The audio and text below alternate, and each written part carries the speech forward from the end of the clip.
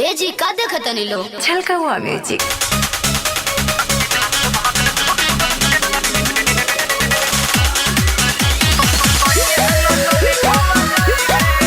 Krishna recording studio Delhi.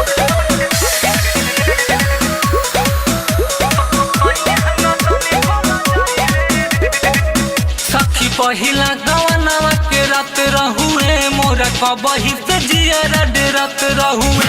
सखी पहिला गवनवा के रात रहुए मोरा कबही से जियरा डेरत